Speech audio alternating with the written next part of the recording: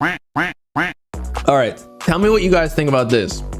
So this tweet is going viral right now, kind of. I mean, in the underground. The 2023 underground era with Xavier So based. Actually, I think they said Xavier So. They stuttered. Xavier So based. Netspend Yapo JJ is somehow the worst underground era of the modern times. So of modern times, I would assume he means like post 2019, something like that. So I do like their music, but compared to other eras, it's not close. Like in 2021, we had Ken Lone, Summers, Autumn, Yeet, Facts. And then before that, we had Cardi and Uzi. Nah, before that, we had, actually, who do we have?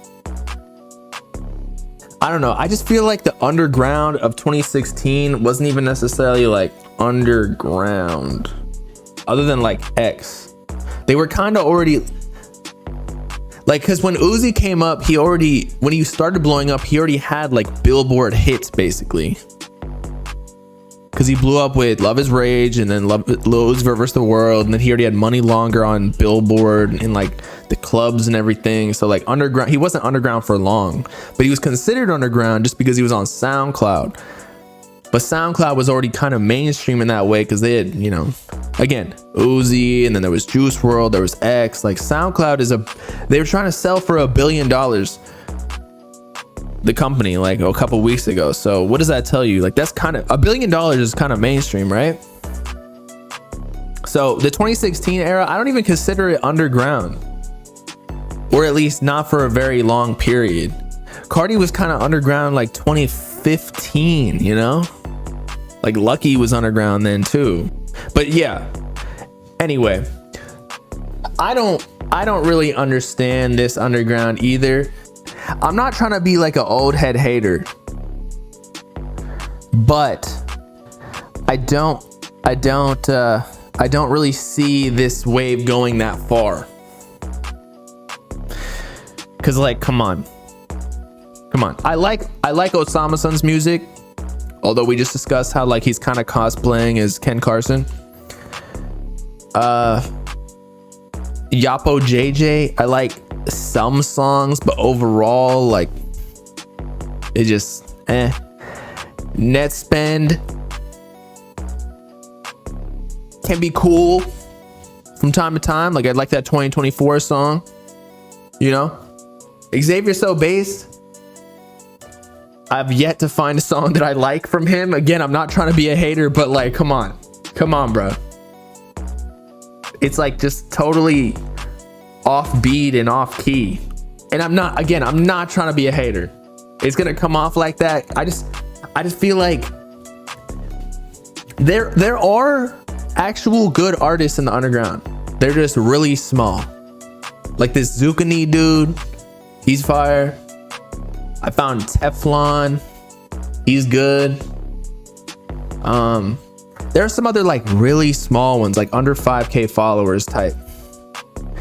Until Japan, he's growing, he's exploding right now. But still, compared to like 2021, like the top 3, which Sam Can't Miss just mentioned, they nowhere compare to the 2021 era of, like he said, Ken Lone, Summers, Autumn, Yeet. Laser Dim is hard too. I mean, I just think that these 3 rappers are like bad examples. Like Glock 40 Spaz is fire, but he also came up like 2022, but then he went to jail in 2023. So I wouldn't even consider him part of this era.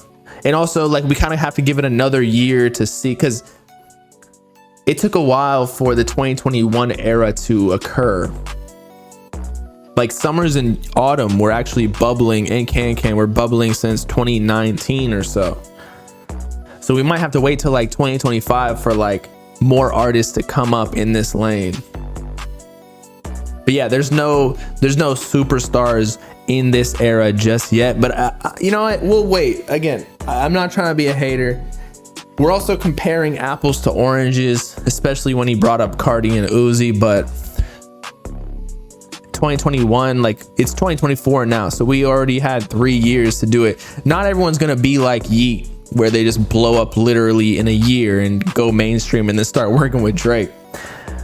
The big three of this era is Osama Sun, Shay, and Yapo JJ. I'd say it's definitely Osama Sun.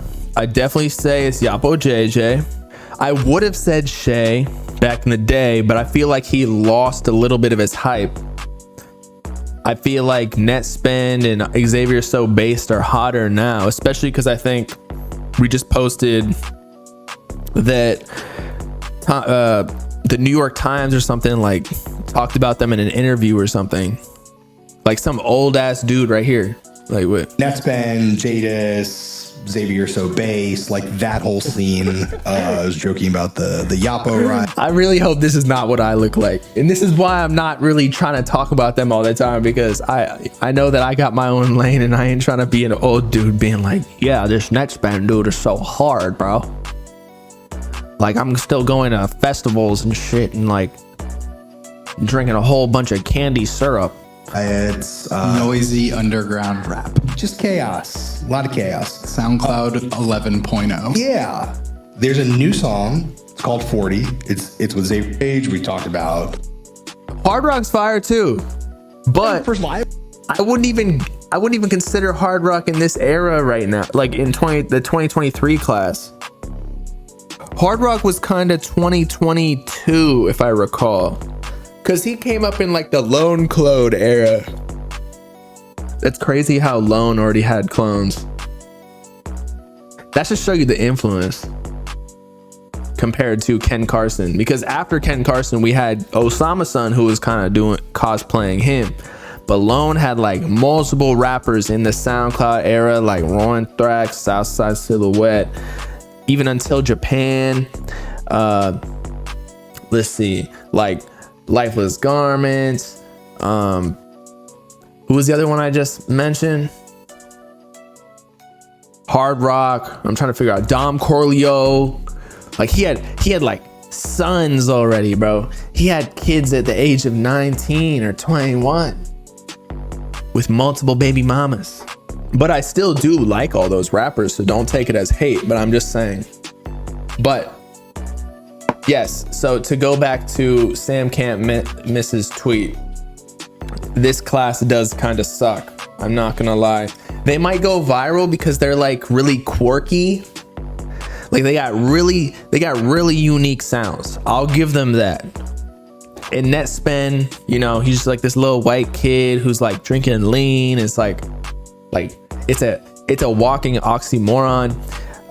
Xavier So Bass just got like a crazy sound that you either love it or you hate it, and so it's gonna be super polarizing. And of course he's gonna blow up, and he's got a good personality, so I get that. Yapo JJ makes pretty garbage music, but then he'll hit like a banger or two, like with 1-0. But like the rest of it, I just don't get jerk music. It just sounds kind of like offbeat to me, but I'm obviously probably too old for that, so I get it. But again, when you compare it to Summers, Lone, Ken Carson, I agree with Sam Can't Miss. I don't even think this is a hot take whatsoever. You can't fuck with that class. And then again, nothing's gonna compare to the 2016 XXL, but I think that's misconstrued because again, they were never underground in the first place.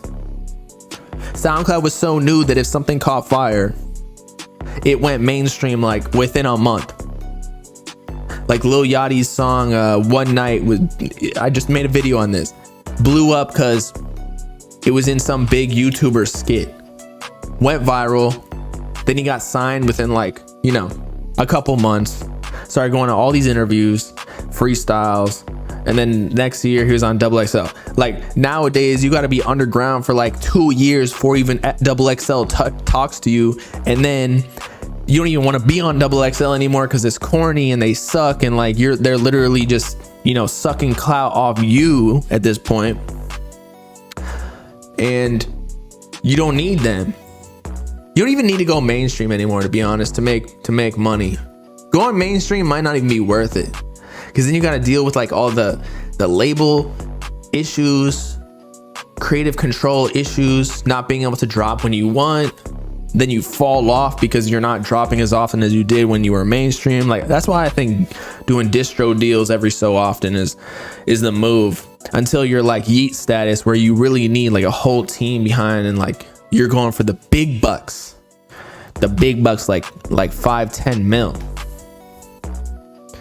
You think Yeet, Ken Carson, and Lone decline XXL? That would not surprise me. At this point, they're definitely bigger than all of the people who were on XXL. So if they weren't on it, then they were definitely asked.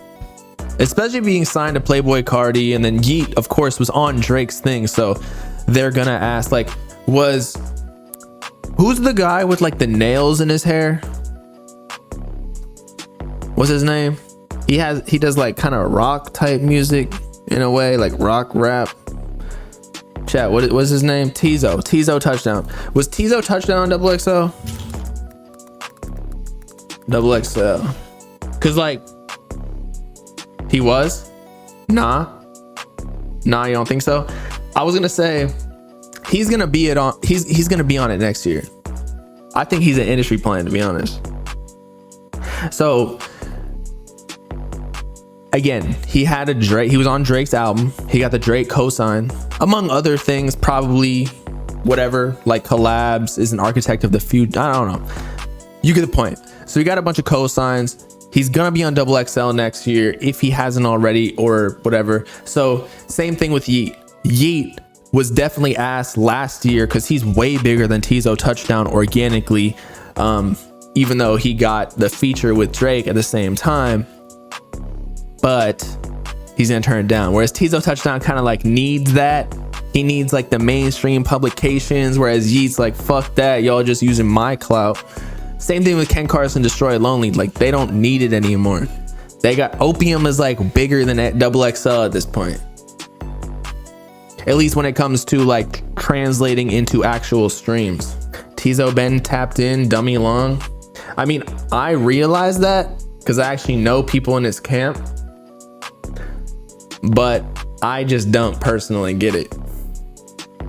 He been rapping for 4 years. Acting like 4 years is a long time. Like, how long have I been doing YouTube? Since 2018. So I've been doing it for 6 years.